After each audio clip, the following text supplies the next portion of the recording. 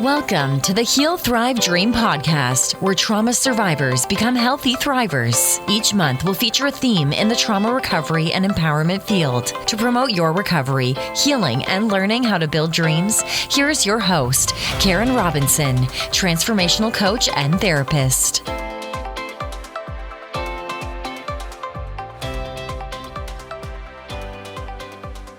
Welcome to the Heal, Thrive, Dream podcast.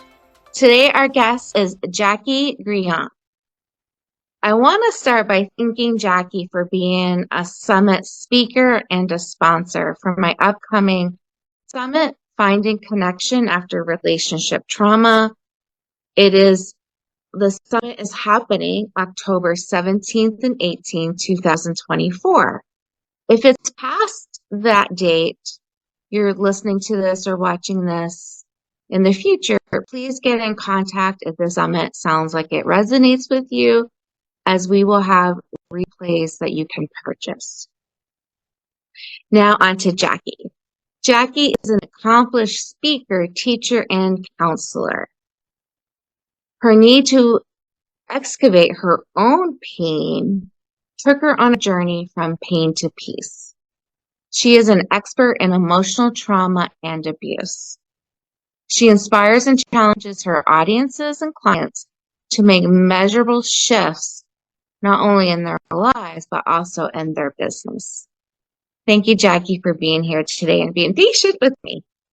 Pleasure. I'm so happy to be here. Jacquie, can you say a little bit about why it was important for you to be involved in the summit? Oh, just the name of it alone, the whole point of anything to do with emotional trauma and abuse it speaks to my soul, unfortunately and fortunately. You know, what I used to view as look at life, what life is doing to me, I now view as I am the exact person that I am right now because of all of that. And, you know, and it's sort of, you know, morphs into a superpower, believe it or not, later on in handling people and situations. And so it just spoke to me at a deep level. That's beautiful to hear. It's interesting how our pain, I love how you say in your bio, a lot of times if we do the work around our pain, it can be very transformative, freeing, peaceful. What about your own trauma history are you comfortable in sharing with us today? Well, I've had a lot of it, so I'm very well versed in it. I grew up in a family where, you know, there was a lot of, let's just say, unhealed or people who came from their own wounding, you know, that weren't able to deal with that. And because of that, you know, when you don't heal and you don't take the deep dives to do this kind of work to heal from it, you kind of pass it on to the next generation and the next generation. And so, you know, I feel like I'm probably the first generation in my family to even remotely touch or dive deep into this work. So there was just a lot of unhealed things growing up. So, you know, my family, in the family line, there's all kinds of emotional abuse, sexual abuse, traumas of all kinds. You know, it's not unheard of. I mean, you know, the people coming to the summit are coming because they come from very similar things. Right. And the people listening to this podcast episode. Absolutely. That's could be exactly struggling what with the podcast is about. Yeah. And so what did your recovery from your traumas look like? Like, what was the most helpful? Well, first, when you come from these kinds of backgrounds, you tend to escape however you can, whatever that looks like, you know. And when I was a kid, it was like going in the woods and, you know, and hanging out. And then, you know, and then it was, you get older and it was drinking and drugs and, you know, doing all the wrong things and stuff like that. And, you know, I feel like my life has just been one big coping mechanism after another, and they work great until they don't. You know, there's people who want relief and they get it in gratification. That's the kind of world we live in. And then there's people who go and want the deep peace. And that's the work that, we have to do. But it's usually, I mean, listen, I sign up to go do this kind of work. If it wasn't for emotional pain leveling me until I had to get in the therapist's office and lots of years and years and decades of avoiding doing it in every other way, like trying to have psychics and tarot readers take away my pain. There was lots of avenues to get there. The first thing, the most important thing before I could do anything was I needed to get conscious. And for that, I had to get sober because I kind of took that to another level. And then after I got conscious, it was a lot easier to kind of dive into the other things. Yeah, you make a great point. A lot of people will say, a lot of negatives about drinking and drug, and of course there's a lot of cons to it. But it's also important to remember it is a coping skill. It's just not a healthy coping skill. So I like to say, yes, alcohol and drugs absolutely can be helpful, but ultimately you end up with two problems, the original trauma and the addiction. That's the thing. That's exactly the thing. The original problem that you were escaping from does not go anywhere. In fact, sometimes, drinking or drugging or whatever you're doing to avoid it. And, some people work too much, like, an addiction can be online. Whatever that is for you, anything. It's been, I love the definition of addiction is anything to avoid intolerable reality. And let's face it, look at the world we live in. There's a lot of people avoiding intolerable reality right now in this moment. You're right. Absolutely right. So when you were ready to learn the coping skills that would give you greater peace, can you share a little bit what your coping skills became? Okay, so I get sober, I'm doing great, or I think I'm doing great, and then emotional bottoms start coming, right? Again, I'm not signing up because I'm some virtuous person, like, oh, let's go do this work. I didn't land in a therapist's office because it was a good place to go. It was my last resort. I tried everything to not go to that therapist's office. I tried everything to heal myself. I'm very resourceful, and believe me, if there was an answer out there, I would have found it. And that doesn't mean that all the other avenues I found, energy healing and things like that, cannot complement your life and help with peace and meditation and things like that and bring you peace and joy. But they do not heal wounds. It just doesn't heal wounds.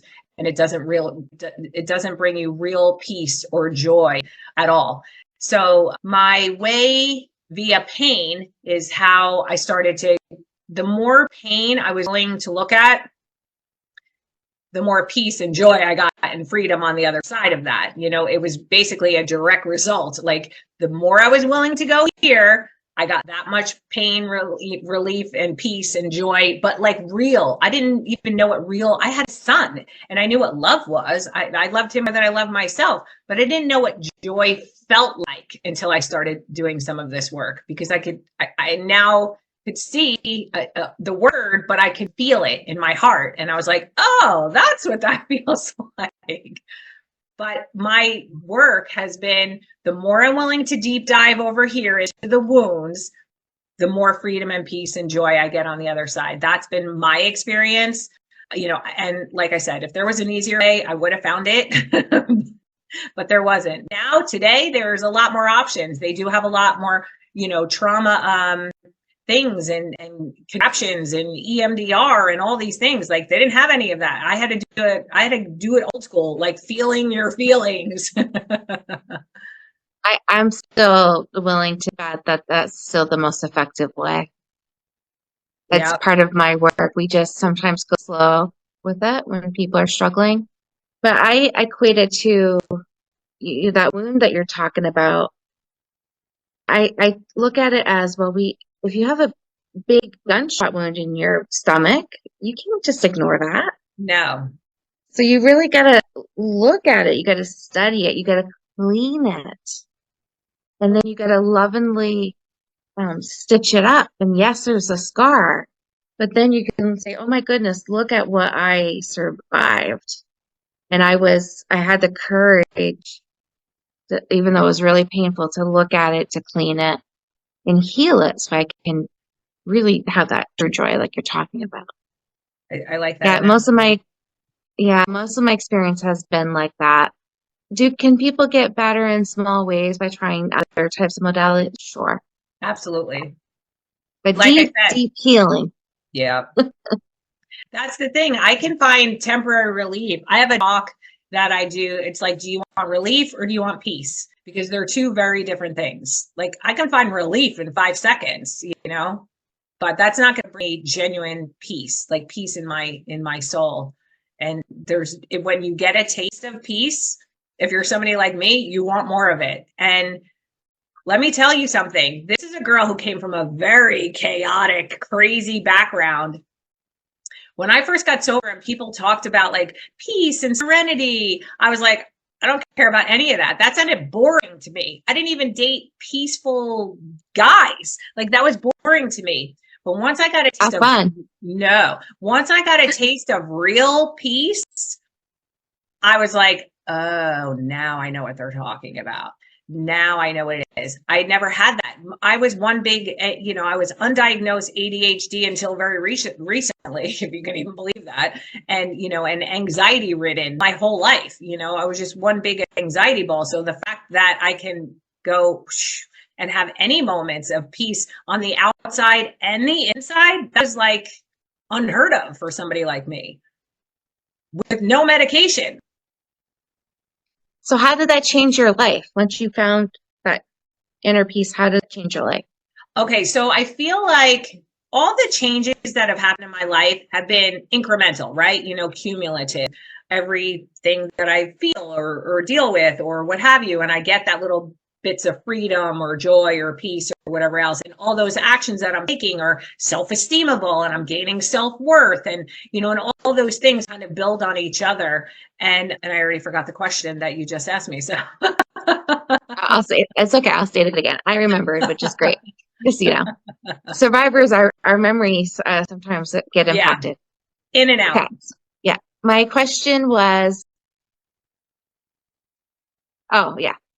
now that you have some peace in your life, how is your world, your life different for you? Oh, okay. Yeah. So back to that. So it's cumulative. Like, I feel like there wasn't some magic white light moment where I'm like, okay, now I'm peaceful and whatever. Like, I'm still me. Like, I'm a fiery Leo,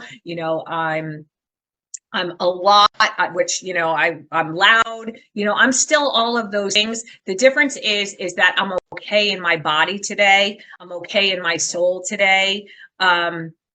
Little incremental things that bring me the peace, change my perspective on things. And when you can change your perspective on things, you view them differently, obviously. And when you're viewing them from different vantage points, not just what was the biggest game changer was realizing that everything that I told myself in my head was a lie, or most of it. Because before all of that, I believed everything that I thought in my head, and I thought I was pretty smart. So to believe that 99% of the stuff that I am telling myself is a lie was a game changer, number one. Yes. That's the first thing. So when low spots come in, or you're sick, or you don't get enough sleep, and those things happen, I know that I'm going to get some crazy negative thoughts coming in. And that's when I'm like, yes, I'm not listening to you. You can move on. And I just don't entertain them anymore. And the peace comes from the different perspectives that there were certain things like forgiveness wasn't even on the table for lots of things in my life, because there was a lot of unforgivable things that were never going to be forgiven in this lifetime. And that's changed. My willingness to even be willing to forgive some of the things that I said were unforgivable is amazing, let alone forgiving some of those things, let alone all of those things.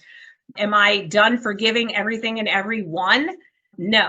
But where I am at is there's nothing that I'm not willing to forgive today, for sure. And because, again, with the pain and freedom and peace and joy, with the forgiveness aspect, the more I'm willing to forgive, the more compassion I attained, which I didn't even know I had in me. But that was the gift of the forgiveness piece. So it's like each one of these things, each time I become willing to look at something in myself that I did not want to look at, and that's work. Anything that triggers me or any place inside of me that I don't want to go and I try to escape from, every time I do it, I get a gift from it, an unexpected gift.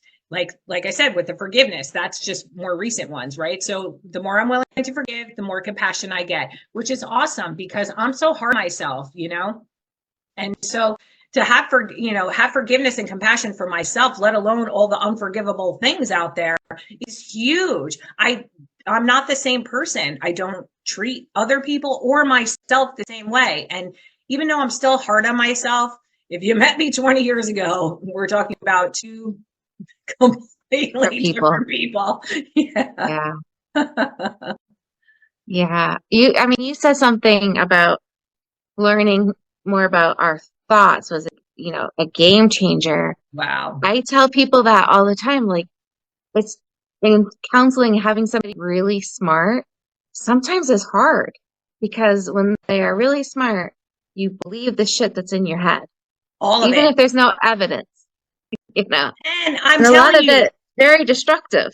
And you know what? Like, I hate to say, like 99% of the stuff I create is a lie, but a lot of it is just my interpretation of it. And then, I'm not a scientist or a neuro doctor or anything like that. There is science to the things that when the reason that we make up things in our head or whatever else is it's your brain takes in the information, but it also wants to keep you safe. And if it needs to lie to you to keep you safe, that's what it'll do. And if I correlate just that into my childhood, I had to make up a lot of things, and I'm sure my brain had to, delusionally or whatever the word is, make up some stuff to keep me safe. Otherwise, I probably wouldn't be on this call right now. So it makes sense to me now. It didn't make sense to me at the time. I'm like, I don't lie to myself. What are you talking about? Yeah. Yeah. Again, we just assume until we have therapy or read something that says, study your thoughts, question your thoughts, analyze your thoughts.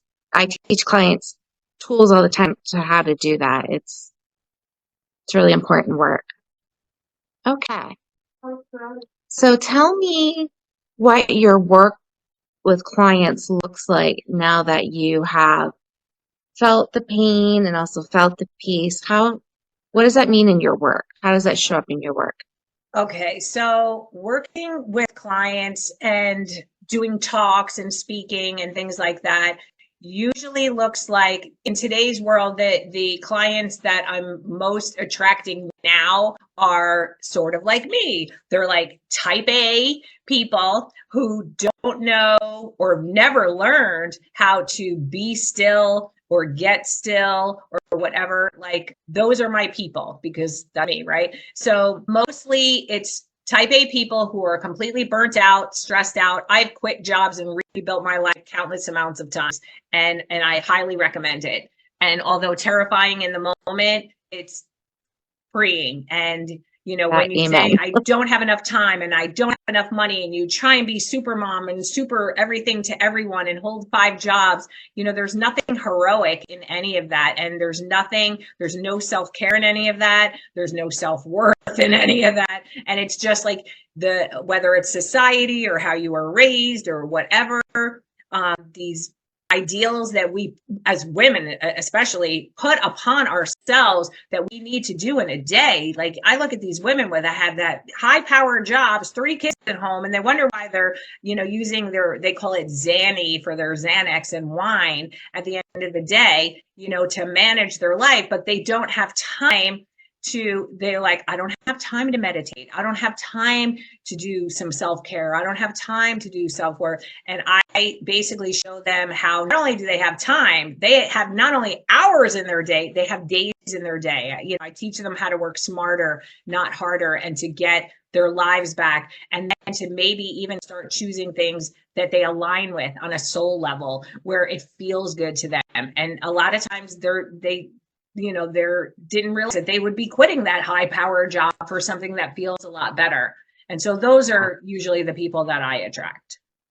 Yes. People that all the money in the world they make will not give them peace. It doesn't give you peace or joy. And we're only here for a certain amount of time. Like, we're That's not right. meant to be robots to just run. And yes, it's like I'm a queen of living by the checklist. Yes. I checked everything off my list today. But when you're overextended and exhausted and insane at the end of the day, where are we going? Where are we going with any of that? That is not what I want my life to mean something. I want to be an example for not only for my son, but for my grandkids and, and whoever else I'm supposed to be a legacy for, and be that example. I have to walk the talk,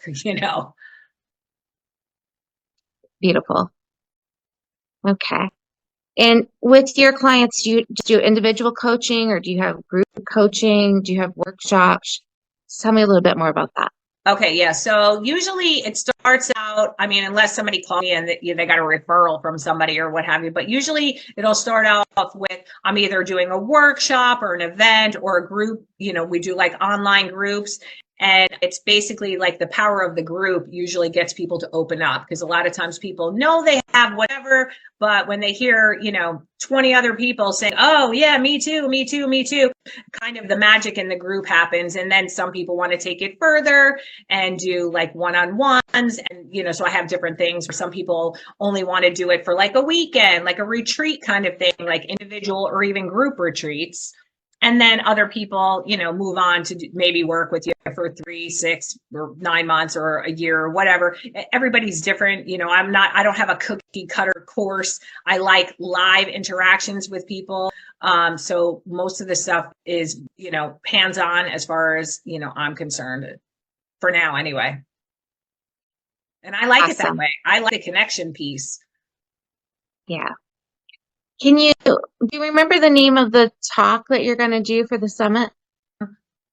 I think it's probably about like choosing yourself, because I think that's like the biggest thing. Because I feel like, I think it's like choosing yourself benefits everybody, because I feel like working with clients and even for myself, I can easily tell myself, oh, I want to, be thoughtful or helpful for the next person. Like, let me not, even something simple as you're at the dinner table with family and there's like the last piece of potato on the table and somebody's like, you can have it. No, you can have it. Or you can have it. And you think you're like doing somebody a favor. And that's just a small thing. But the fact is if you want the potato, eat the potato. Because if you're doing what you want, it aligns with everybody. If you keep sacrificing what you want, and it could be as silly as a potato, but it could be as big as, well, I didn't want to make waves over here, or I didn't want to, not say anything to my boss, or I didn't want to whatever. That's when you start selling your soul. And so it's about that. It's kind of about how choosing yourself really does benefit all. It's just a different way to view it. I am so excited to hear your talk. Me too. So those of you who listen, please register for Summit. We'll have a link in the show notes, but you don't want to miss Jackie's talk. It sounds like it's going to be fun. Well, we'll see what happens. It's my life, so whatever's going to come out is going to come out, and I love live, so that's even better. Yeah, I would be the one doing 18,000 takes. So live is good for me because you can't take it back. Whatever happens, happens. And that's right. What's meant to happen. It's been such a pleasure. Thank you so much for your having me on. No, it's been my pleasure. So those of you listening, the best way to reach Jacquie to learn more about her is JacquieGrillon.com. JacquieGrillon. She made it super easy for you. And her last name is Jacquie. Grill on, like turn the grill on. I didn't want to bring up your middle school trauma, but okay. Listen, you got to embrace the trauma sometimes. You got to make it easier for people. Because if I go with my name really is Jacqueline Grillon, that usually doesn't go over well. And let's face it, the only time anybody's ever called me Jacqueline was when my grandmother was yelling at me. So I'm good with Jacquie. Well, I was going to say both sound beautiful. Thank you so much for being on this podcast today and for being a sponsor and a speaker at the upcoming summit. I very much appreciate you. And I'm looking so forward to it. Thanks so much. And thank you all for listening. Thank you for listening in today. Please join us next week, same day and time. Also, I would love for you to check out my website, healthrivedream.com.